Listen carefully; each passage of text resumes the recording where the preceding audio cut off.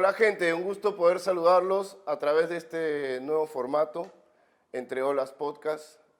Para esta oportunidad tenemos un gran invitado que personalmente yo quiero decirle que le tengo una gran admiración. Él es formador de muchos campeones nacionales que han logrado títulos internacionales importantísimos para el surf. Con ustedes, el gran Roberto Mesa, nuestro amigo. Buenas. ¿Cómo estás, Roberto? ¿Qué tal, Ernesto? ¿Qué ¿Cómo tal? estás? Un gusto, un gusto. ¿Todo bien, igualmente? Gracias, gracias. Toma asiento, por favor. Bueno, ¿Qué tal? ¿Cómo estás? sí, todo muy bien, gracias a Dios, ahí viniendo de la playa también y nada, pues ahí corriendo unas olitas, compartiendo con los chicos, bueno, haciendo lo que a uno le gusta, ¿no? Que es lo más importante, ¿no? De forma natural y uno disfruta bastante de eso, ¿no? Y me dices que además de enseñar el surf, es formador de personas. Sí, bueno, es como un coaching, ¿no? Entonces también durante el tiempo que he desarrollado en este deporte he ido teniendo diferentes tipos de tareas, de funciones, ¿no? Y he ido aprendiendo también, ¿no? Así cuando empecé a dar clases pues en el año 92, ¿no? Con Sofía Mulano, que fue mi primera alumna, y con otros alumnos que estaban alrededor en Punta Hermosa, fui aprendiendo también un poco de ellos también. Entonces uno va adquiriendo esa experiencia con la misma acción en el agua, viendo los detalles y después de todo eso que he venido desarrollando también, he sido entrenador de surf también de la selección de Perú durante casi 10 años y después ya he sido un empresario donde me he dedicado a hacer eventos deportivos, de surf específicamente y bueno, y después todo esto que involucra realmente el alrededor, ¿no? Tener una página web en aquella época, ahora son las redes sociales, ahora es el podcast en el que estamos ahora. Entonces, en realidad, pues he ido adaptándome a las circunstancias, a las situaciones y todo relacionado al surf en realidad, ¿no? Así como cuando alguien trabaja y su deporte es el surf, ¿no? O alguien estudia, su deporte es el surf y vamos pues adquiriendo eso. Y lo más importante es poder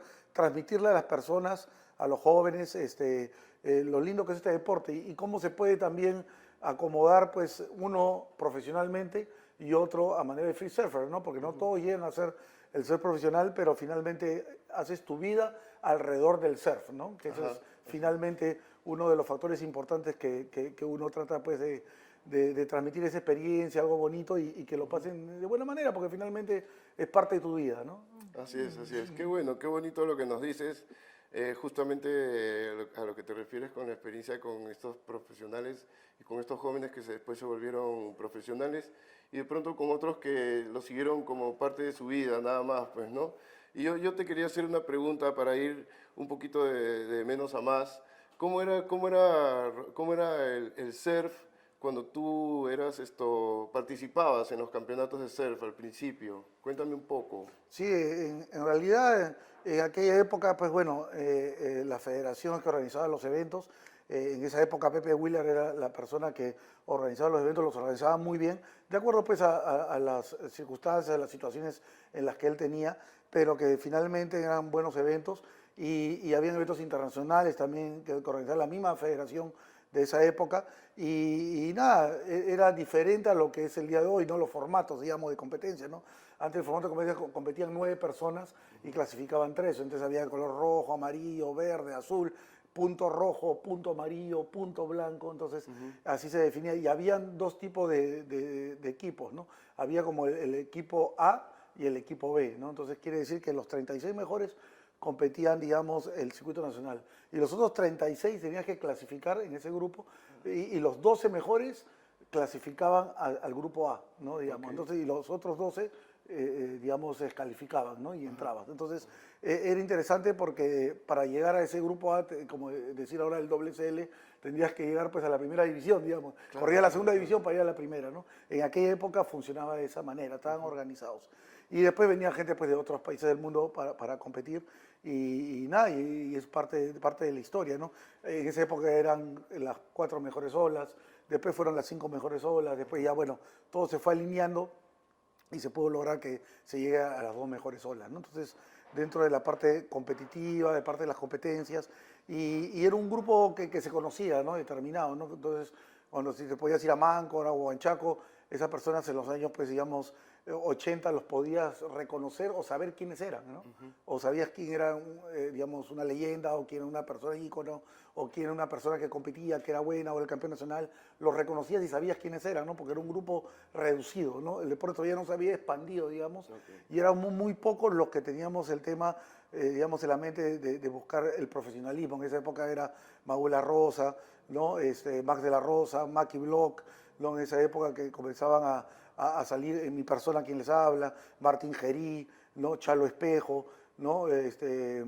Juan Manuel Segarra, podemos hablar de diversidad de nombres, ¿no? Pero que digamos que comenzaban a profesionalizar, y en una generación anterior estaba pues Raúl Calle, era el Chino Malpartida, Gordo Barreda, ¿no? O sea, y fueron ir avanzando generación tras generación, tratando pues de buscar ese profesionalismo y vivir del deporte, ¿no?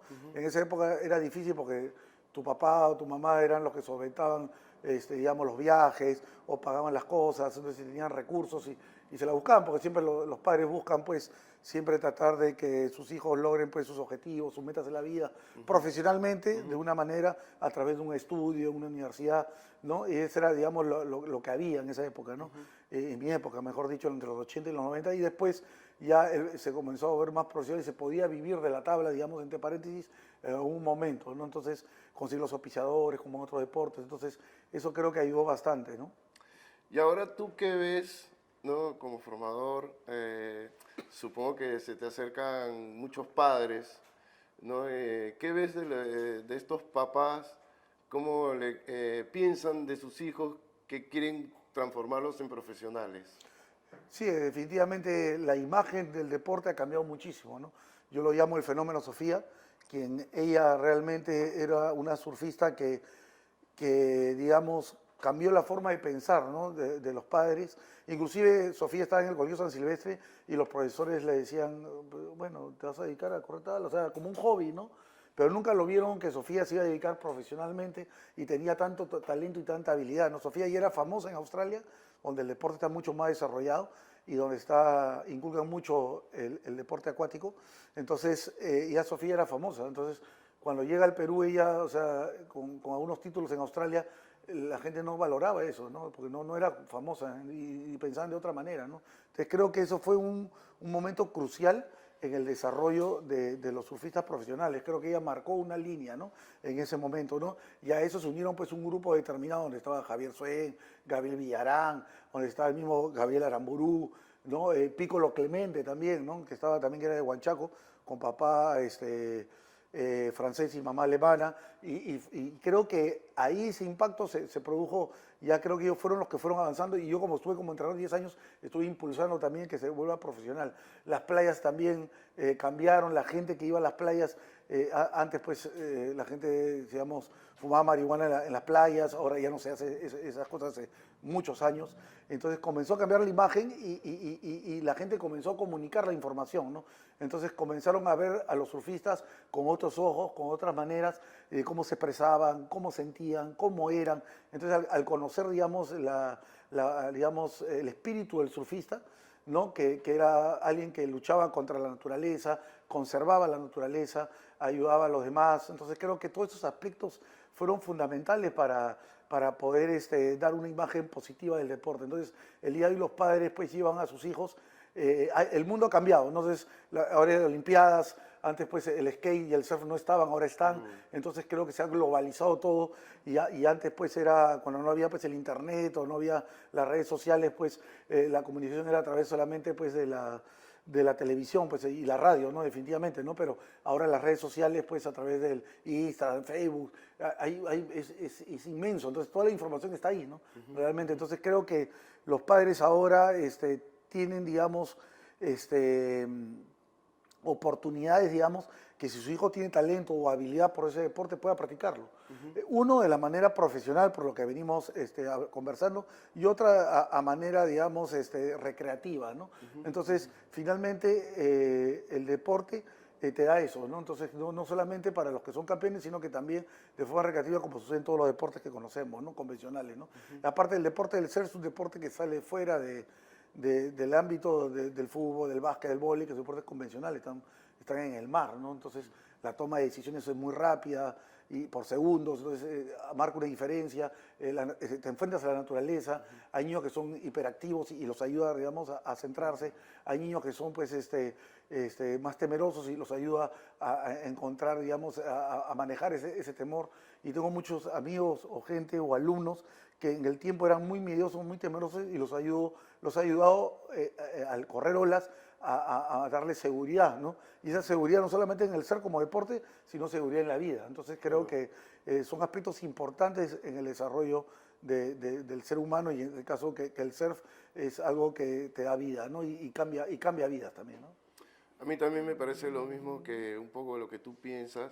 Yo creo que el surf es muy parecido a la vida, ¿no? Porque empiezas de menos a más, las olas probablemente son como los problemas, ¿no? Pasar una ola grande puede ser como pasar un problema grande y después ya todo te parece un poquito más sencillo, ¿no? Y qué bueno eso que me dices de que ahora pues los papás y el mismo deporte ya está visto de otra manera, pues, ¿no? Ha tenido sus cambios. Yo por eso te quería preguntar, ¿en qué momento decidiste pasar de surfista a formador? Creo que se dio de una forma natural, creo, en mi caso, ¿no? Porque cuando enseñaba a surfear a la gente en los primeros años entre San Bartolo y Punta Hermosa, mejor dicho, entre Punta Hermosa y San Bartolo, ahí me di cuenta que tenía, pues, digamos, el don, ¿no? La habilidad de enseñar, ¿no? Entonces, y tenía cualidades, ¿no? Entonces, comencé a darme cuenta de que lo mío era la enseñanza, ¿no? Y uno comienza, pues, a ver, ¿no? En mi familia, por decir, mi hermana era profesora de colegio, digamos, ¿no? Y ella se dedicaba a eso. Mi hermano era abogado y era profesor también. Entonces, digamos que lo que me tocó a mí es ser profesor de surf, Ajá. ¿no? No en la sangre. Claro, claro. Entonces, y digamos que en el tiempo comencé a entender, comencé a comprender que tenía cualidades, no solamente las de enseñar y las de transmitir, ¿no? Y que los niños o las niñas o los jóvenes me puedan entender lo que digo, sino que a la misma vez tenía carisma también, ¿no? Entonces, y bueno, y aprendí la técnica también, ¿no? Porque ya surfeaba, en el año 91 ya había sido campeón nacional y había ganado el campeonato del Pacífico Sur, entonces ya tenía esas responsabilidades y sabía asumirlas y como que me sentía cómodo haciéndolo, ¿no? No era que era un trabajo, no, sino era algo, digamos, como estamos sentados ahorita comunicando esta información, ¿no?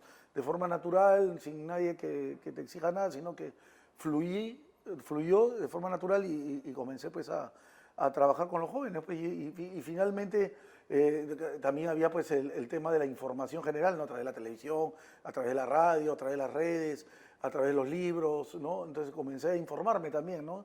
Y también tenía un amigo que se llama Guillermo León, Memo León, y él también me dio clases de marketing también, entonces a la vez me capacité, entonces digamos, fui más allá de lo que tenía que hacer, inclusive en una época tenía 9 años enseñando y dije ya, tengo 9 años enseñando, pero no tengo un carnet o algo que diga, la gente me conoce en la playa, que diga yo soy un profesor de surf, ¿no? Entonces, ¿dónde, o sea, si hay un arquitecto, un ingeniero, tiene su carnet, ¿cómo hago, no? Y en ese momento averigüé, pues, ¿no? Le dije, en Estados Unidos dan cursos de surf que te dan pues, un certificado que te dicen, ¿no? Entonces no había, ¿no? Fui a otros países, no había. Comencé a averiguar, ¿no? Y me di cuenta que en Australia era el único país en el mundo donde te certificaban como entrenador de surf, ¿no? Como coaching 1, que era nivel principiante, era coaching 2, que era, digamos, avanzado, y en ese momento le avisé a mi papá, le dije, mira, hay este curso, entonces me ayudaron con el pasaje, y en esa época yo también quería trabajar con varios niños de diferentes colegios, con el Rowell, con el Markham, con el Cambridge, diferentes colegios trabajaba, pero trabajaba con los niños de forma particular, pero no trabajaba en los colegios. Entonces, si quería trabajar en los colegios tenía que tener una certificación, porque si no me iban a aceptar quién era, ¿no? Entonces dije, tuvo doble sentido, viajé a Australia, me aceptó la Surfing Australia, que es la Federación Australiana, y te dan la certificación con el Ministerio de Educación y con el Ministerio de Deporte de Australia. Entonces estaban ligados los tres, ¿no? Entonces, si yo quería hacer, y fui 6 meses a Australia. Entonces hice el nivel 1, que era de entrenamiento para principiantes, para intermedios, hice el nivel 2, que era para coaching avanzados, y hice primeros auxilios, hice rescate en Australia, y ya con todas esas capacitaciones que tuve, Durante todo ese tiempo que estuve en Australia, también Sofía Molaño viajó a Australia, ¿no? Corrió el circuito australiano y estuve acompañándola también en aquella época. Y después hubo un campeonato mundial que se realizó en North Narrabeen, en Sydney, Australia. Yo estaba en el Gold Coast, que estaba como a varias horas de esa ciudad, y la federación me llamó sabiendo que yo estaba tomando ese curso por varios meses, ya había terminado mi curso de 6 meses, y me convocaron para ser el primer entrenador de la selección peruana de manera formal, ¿no? Para ir a North Narrabeen con la selección junior, ¿no? Y nada, ese fue mi primer trabajo. Entonces, pues, yo tenía ya 6 meses trabajando, entonces mi mente estaba fresca, era joven, tenía 25 años y tenía todas las ganas, ¿no? Entonces fui y preparé la selección, ¿no? Y fue mi primer trabajo, ¿no? O sea, yo no tenía o sea, era un primer equipo, ¿no? Entonces estaba oficial, digamos. Cabe Villarán, Sebastián de Romaña, Chendo Velasco, estaba una Sofía Molanovich, y todo un grupo de trabajo que había en aquella época, ¿no? Y nada, los cogí, les enseñé, o sea, de las cosas más chiquitas a las cosas más grandes, porque les decía, han preparado todas sus cosas en la noche, que ya saben que nadie sabía, pues, porque no tenían un entrenador que los guíe, que le enseñe. Entonces yo tenía la técnica australiana. Entonces, digamos, y estaba educado de una manera diferente para transmitir esa experiencia, ¿no? Entonces todo nadie sabía, no, mañana tienes que preparar tus 2 tablas, tus 2 pitas, tienes que tener tu cera, no le puedes pedir la cera al otro, tienes que tener tu peine.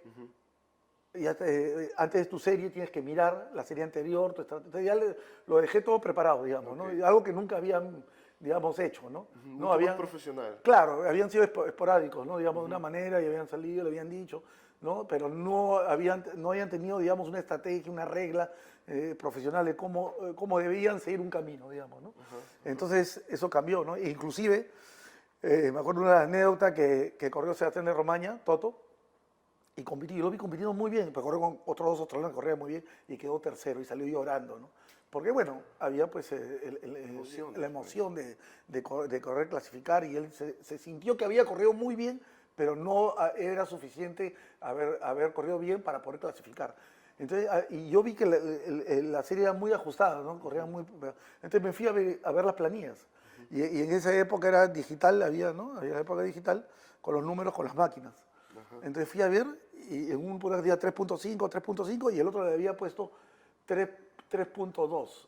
Ese puntito nomás. Claro, pero era un error de la máquina, no un error humano. Cuando hay error humano, no pueden cambiar el resultado. Pero cuando es un error de la digitalización de la máquina... Había una rectificación, digamos. Tendría que haber una rectificación, porque era un error de la máquina. Y yo me había dado cuenta de ese error de la máquina. Caramba. De eso, ¿no? Y cuando fui, el jefe de jueces australiano me miró y me dijo, pero el error humano no lo podemos corregir, me dijo, ¿no? Sí, yo sé. Y me dijo, pero si ese error, digamos, del sistema, sí se puede corregir. Entonces, ese pequeño detalle cambió y él quedó segundo, ¿no? Y tercero. Entonces, ahí como te das cuenta, pues, de que esos detalles, cómo lo va viendo un entrenador que está preparado, ¿no? Yo mismo me di cuenta también de ese detalle. Fue una experiencia también para ti. Claro, y para ellos, ¿no? Estaba llorando en el baño. Y yo estaba dando mi rectificación. Y cuando salí, ¿dónde salí? Que Toto, porque le quería contar que había quedado segundo. Estaba en el baño llorando. Yo le dije, traigan a ese llorón, le dije. Le dije, tráiganme a ese llorón del baño, que lo que ha pasado. Entonces así empieza, digamos, mi vida como entrenador, ¿no? En aquel momento, ¿no? Entonces, nada, una historia bonita para compartir. Hay muchas que podemos decir y podemos dar horas, ¿no? Pero creo que hay cosas que van marcando, lo van marcando a uno, a los jóvenes, y esa es la importancia de tener un guía, ¿no? Entonces creo que esa etapa que pasé digamos, de surfista, de competitivo, a entrenador, ir a Australia cambió mi vida, porque después regresé y presenté todos mis documentos digamos, al Colegio Roosevelt.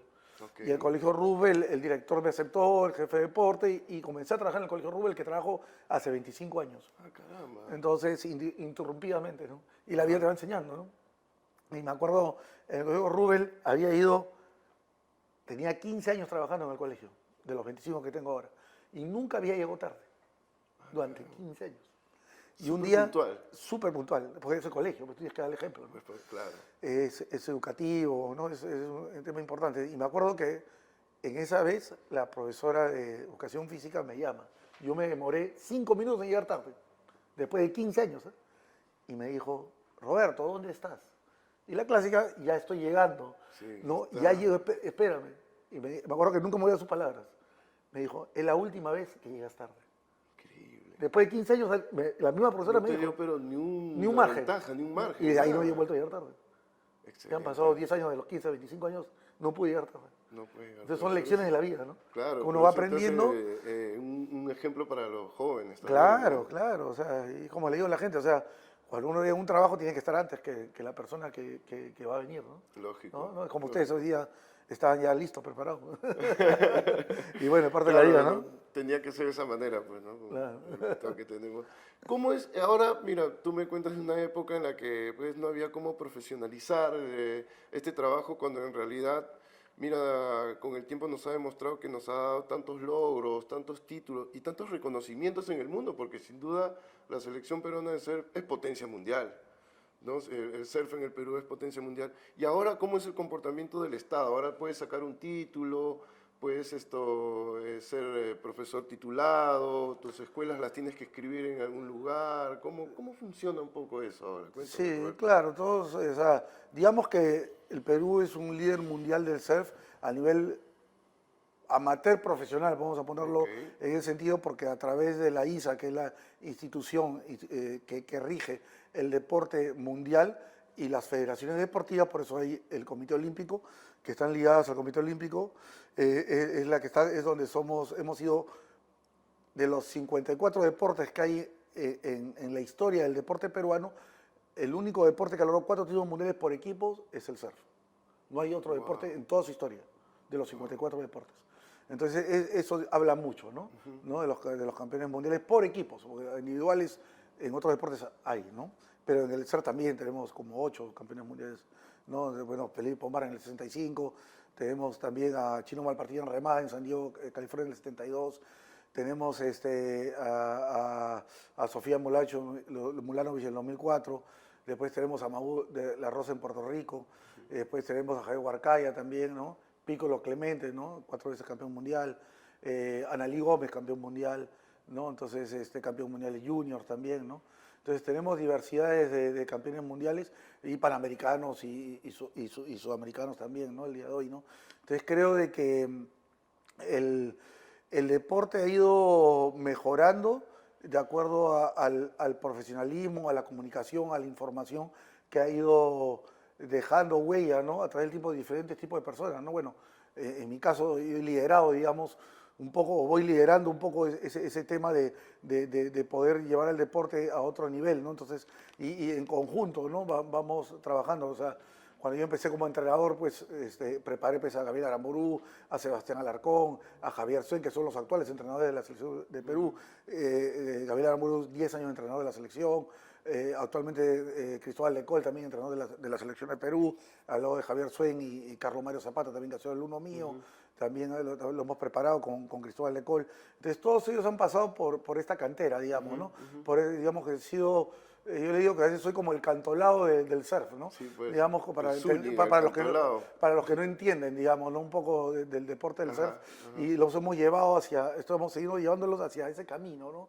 De la profesionalización, pero el aspecto importante del trabajo de base del semillero es muy importante, porque la parte educativa, cuando digamos, los moldeas y los educas y les enseñas todo esto, entonces haces que tengas pues, no solamente buenos surfistas, sino que buenas personas, buenos seres humanos que puedan realmente ser útiles para la sociedad, ¿no? Porque finalmente eso es lo que se busca, ¿no? Se pueden torcer en el camino, pero siempre tiene que haber un coach o alguien que los guíe, que los asesore y los lleve pues, por el buen camino, ¿no? Que eso es la verdad, ¿no? Y entrando un poquito a eso, justamente hay una pregunta que me da vueltitas en la cabeza.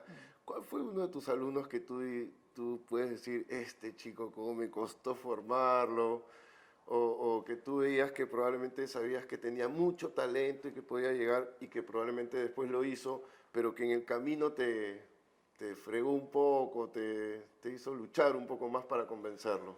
Sí, lo que pasa es que hay una cosa es lo que ellos quieren y otra cosa es qué es lo que necesitan. Entonces, a veces pues el deportista se encuentra con alguien que le da ciertas indicaciones, uno que tiene experiencia, y hay unos que se dejan guiar, ¿no? Ajá, Se dejan llevar y hay otros que no, ¿no? Y sin ir muy lejos, o sea, hablamos de alguien O sea, tengo muchos casos, ¿no? Pues Claro. puedo decir, en Olas Perú hemos enseñado más de 100.000 alumnos Wow. en 33 años. Entonces, tengo varios casos, ¿no? Pero para decir un caso actual, el actual entrenador de la selección peruana, Gabriel Aramburu, ¿no? Era un chico con el que estuve entrenando mucho tiempo en la selección y me acuerdo que fuimos al primer Panamericano que se realizó en la FA en el Ecuador, ¿no?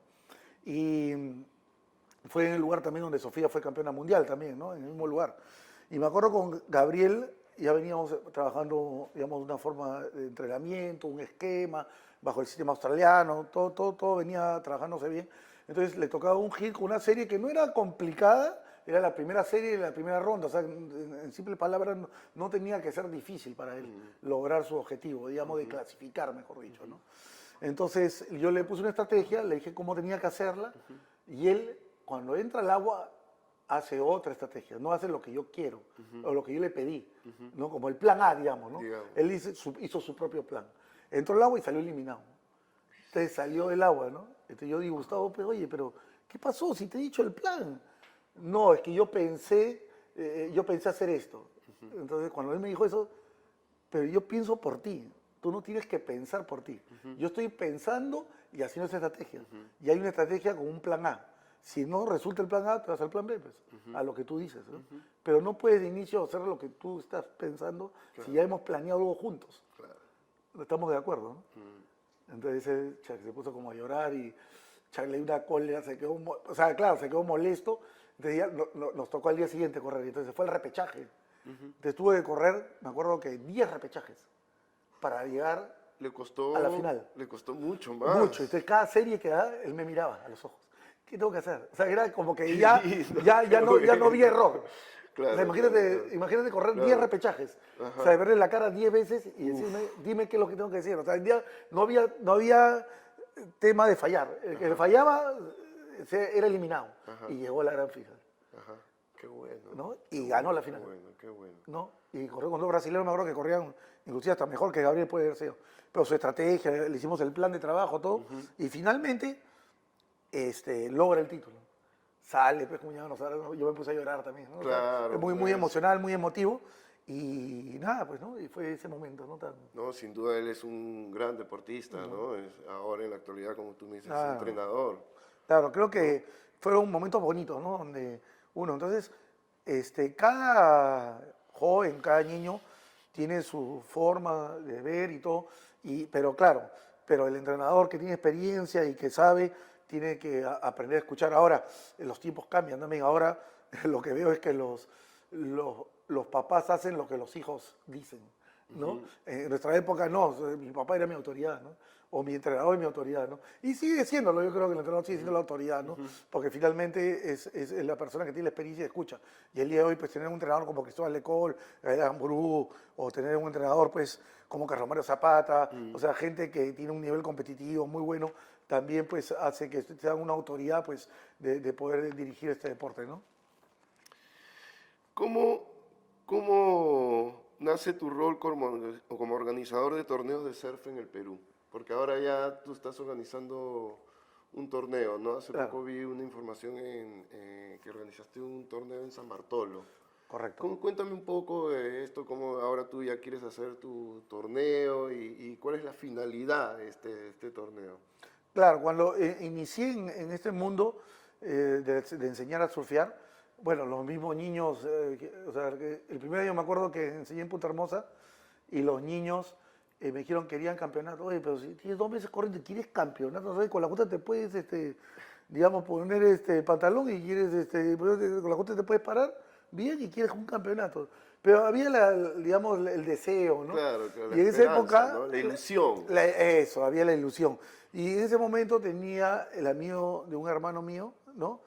Que trabajaba en actividades especiales en Bacus. Ok. Y tenía una marca que se llamaba Guaraná Bacus, Ok. que recién la estaban lanzando. Entonces yo me reuní con este amigo en el RIMAC, que se llamaba Alex Jubicic, rubio. Entonces me lo fui a buscar y bueno, fui con mi cartita, pues, ¿no? Normal, de otro mundo, ¿no? Entonces fui, digamos, un lunes, ¿no? Me hice una cita, fui, conversé, ay, qué bacán, estás empezando tu escuela, sí, el campeonato, los chicos me apegan, ya. ¿Y cuándo quieres hacer el campeonato? Me dice, este sábado lo quiero hacer. ¿Qué? que has venido hoy día lunes y quieres hacer el campeonato del sábado y quieres estrado, quieres licras, quieres esto, quieres el otro. Estás loco, mira que la gente viene un mes, 2 meses, 3 meses antes pues, a pedirme cosas. La verdad que yo no sé, le digo, yo he venido acá, digamos, como me he tirado a la piscina, los niños quieren, me han pedido, y ya pues como tengo una relación con mi hermano, y pasa me miró, y bueno, le digo, ya vete de acá, pues, ¿no?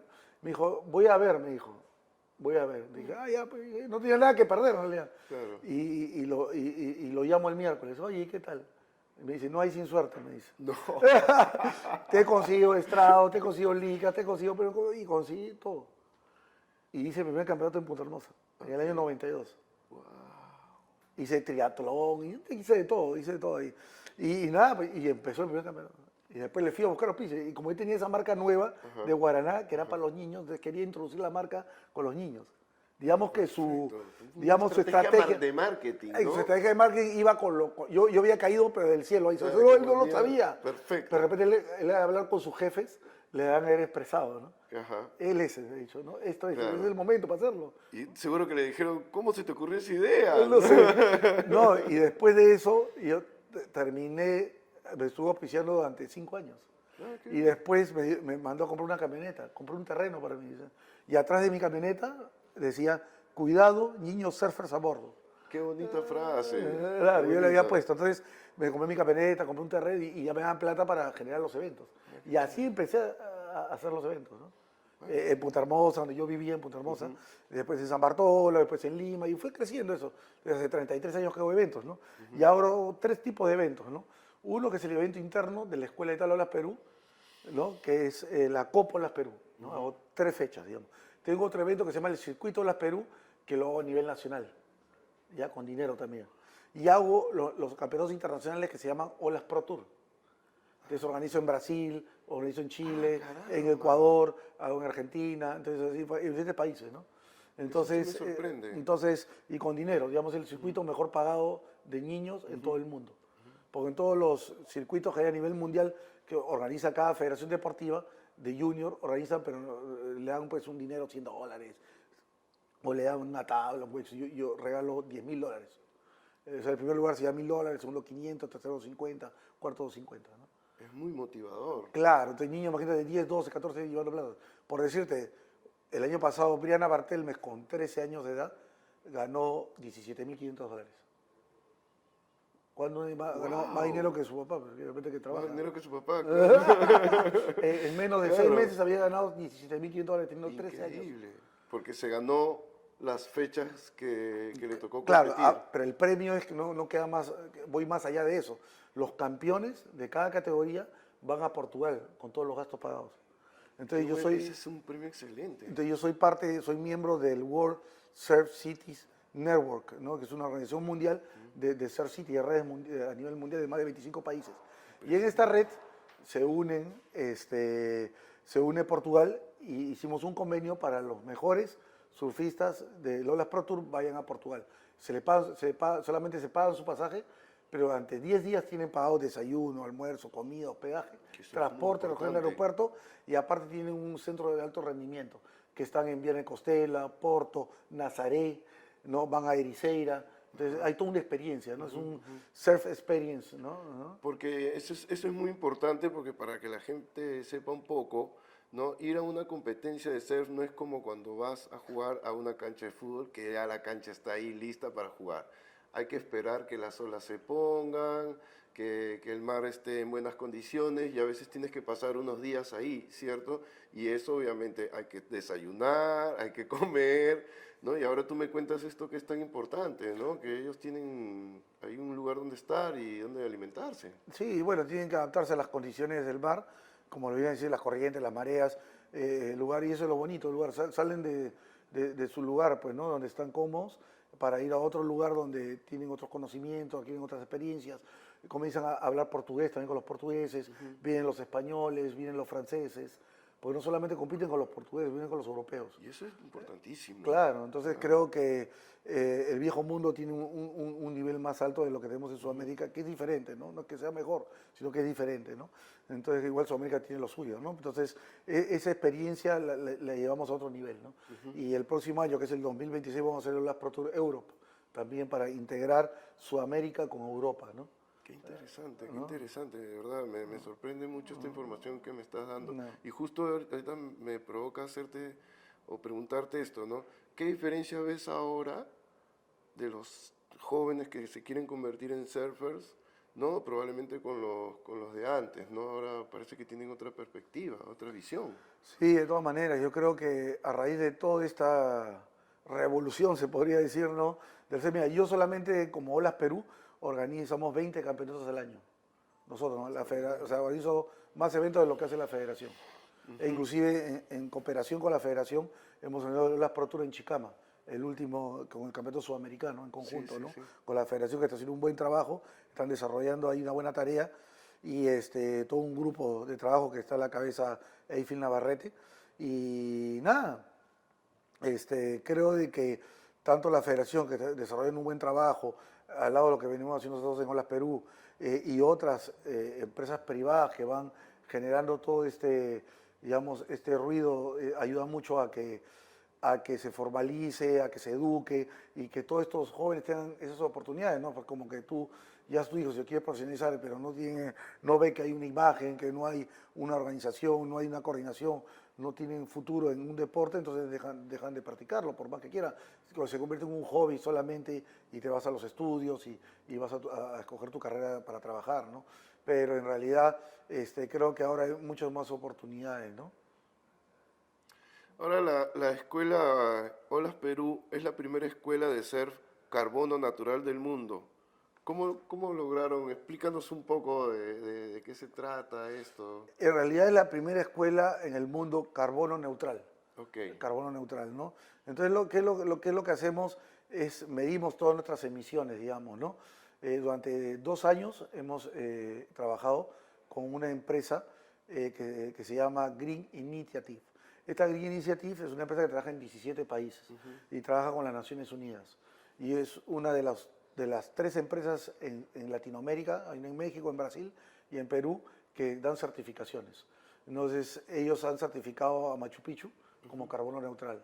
Ahora van a certificar el siguiente mes al Cristo Redentor en Río de Janeiro. Entonces, digamos, son una autoridad, ¿no? Entonces, bajo ese mandato, he empezado a trabajar todas mis emisiones, desde, digamos, lo que más, digamos, la huella que más podemos dejar es la huella en los aviones cuando uno viaja, o el transporte en los autos, los trabajadores cómo se transportan, las distancias, entonces todo se ha medido, ¿no? En mi casa todo es eléctrico, por decirte, depende de la casa de los que trabajan son a gas o son, digamos, de otros medios, entonces todo se mide. Durante 2 años hemos medido todo. Si uso papel, si uso celular, si uso vaso de plástico, botellas, de las cosas más chiquitas hasta las cosas más grandes. Entonces tengo una cierta cantidad de emisiones que hago. Entonces digamos que a partir de eso yo comienzo a completar 18 ítems durante 2 años, ¿no? Completando. Y comienzo a hacer digamos, un cambio climático dentro de mi empresa, de lo que yo hago. Entonces, con todo. Entonces ahora, digamos, ahora he venido con un auto eléctrico, ¿no? Sí, Que estaba el viendo. Luz del Sur, ¿no? Me da un auto eléctrico para que yo empiece a Hacer un usarlo, ejemplo, ¿no? a hacer un ejemplo con eso, ¿no? Comienzo, todas las cosas que están en mi casa son eléctricas. Ahora estoy pensando que a mis trabajadores como premio les voy a dar pues una moto eléctrica o le voy a dar un scooter eléctrico para que se transporten. Entonces, digamos, la cantidad que tengo de emisiones, digamos, que son negativas, va a convertirlo en positivo. No es que voy a alcanzar todo, pero digamos, si tengo un 100%, un 60%, voy a recibir un 40%. Cada año voy a ir mejorando. Claro. Entonces, que eso contribuye al medio ambiente, pues, o sea, a tratar de contaminar menos. Ajá. ¿No? Y también voy a hacer los eventos inteligentes a partir del 2026. ¿Y qué quiere decir los eventos inteligentes? Que son eventos donde mis auspiciadores tienen que alinearse bajo las políticas que yo voy a utilizar. ¿Qué quiere decir eso? Que vamos a utilizar plástico de un solo uso. Entonces, Cuidando mucho más claro, o sea, sí, entonces ya cosas recicladas, Ajá. así como ceras recicladas, tablas recicladas, pitas recicladas. Te voy a empezar a trabajar con ese tipo de proveedores para poder educar a la siguiente generación. Te voy a liderar, digamos, en un inicio todo eso, ¿no? Vas a seguir transformándonos. Así es, Así así es. como lo Así es. hiciste al principio con los surfistas, ahora todo el mundo. Claro, claro, esa es la idea. En realidad, ni la ISA ni el WSL son carbono neutral. O sea, ni ellos que son líderes mundiales no han alcanzado. Pero pueden tomar esto como un ejemplo. Claro, inclusive hace poco estuve hablando con Green Initiative y ellos me comentaban de que a raíz de lo que he logrado, ¿no? Olas Perú, ellos se han interesado también en ser carbono neutral.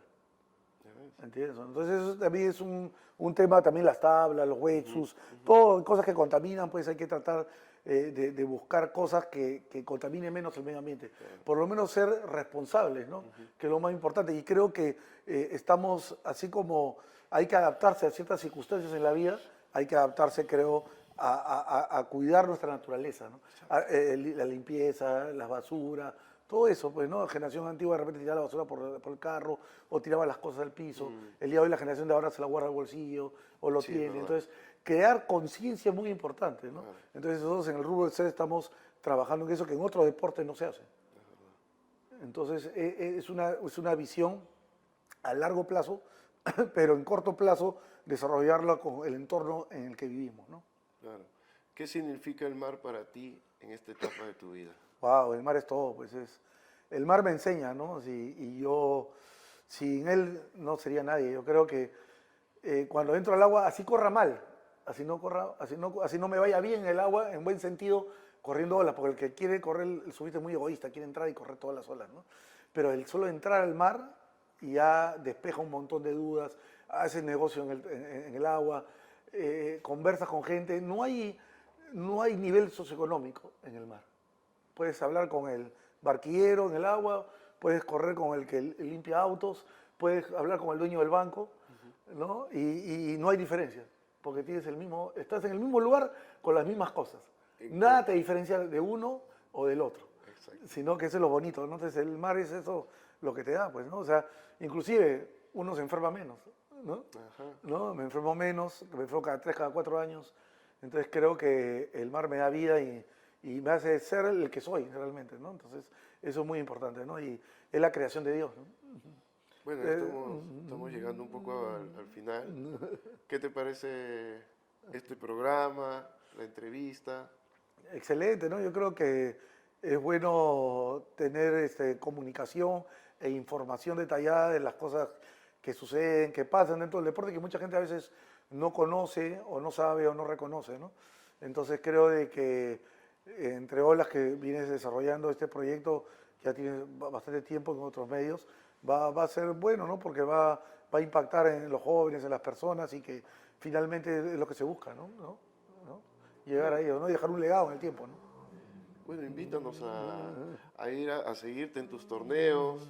Muy feliz ahí invitarlos a todos a que participen pues en los eventos de Olas Perú y en todo lo que venimos desarrollando el deporte, y gente como ustedes, como nosotros, venimos siempre dando un granito de arena, ¿no? A ser mejores como personas y tratar pues de educar a las personas, que eso es algo vital en el desarrollo del deporte, del ser, en algo que nos ha dado tanto el deporte, que es lo mismo que podemos entregarle ese cariño, ese afecto el día de hoy, ¿no? Te voy a hacer 3 preguntitas rápidas y para que me las respondas, ¿no? Así también, si se puede. A ver. A ver, mira.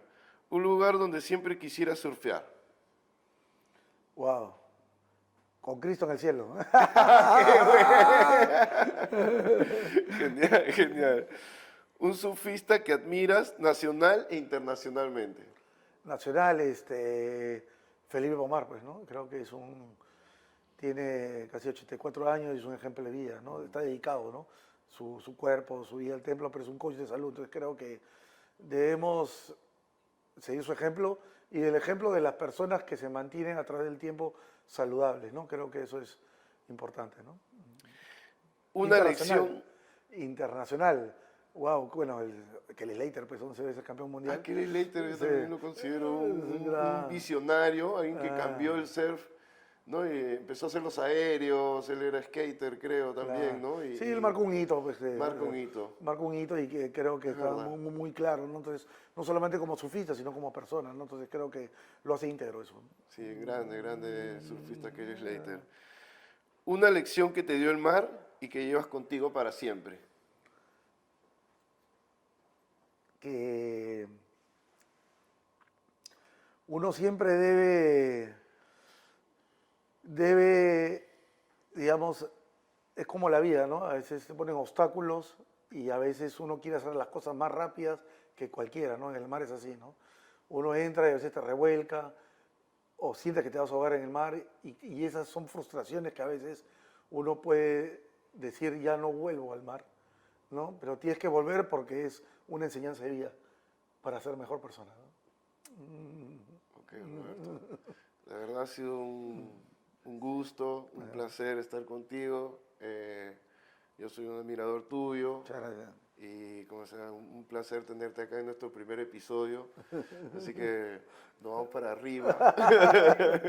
Adelante. Además he aprendido muchas cosas que te he escuchado, de verdad, sabía más o menos, tenía una idea, pero hay muchas cosas importantes que estás haciendo, no solamente para el ser, sino también para el mundo, ¿no? Y eso esperamos que a través de este podcast, porque de eso se trata este contenido, de que los demás aprendan, ¿no? De la que gente conozca el estilo de vida de un surfer y que no es como ellos se lo imaginan, sino mucho mejor. Sí, totalmente, claro. Vivimos rodeados de la naturaleza, ¿no? Tenemos que cuidarla, ¿no? Y finalmente es un bien, ¿no? Para todos, finalmente. Y como decía, ¿no? O sea, cuando entras al agua no hay colores, no hay distinciones, no hay clases, no hay nada. Eres uno con todo, ¿no? Eso es lo bonito. Muchas gracias, hermano. Listo. Increíble.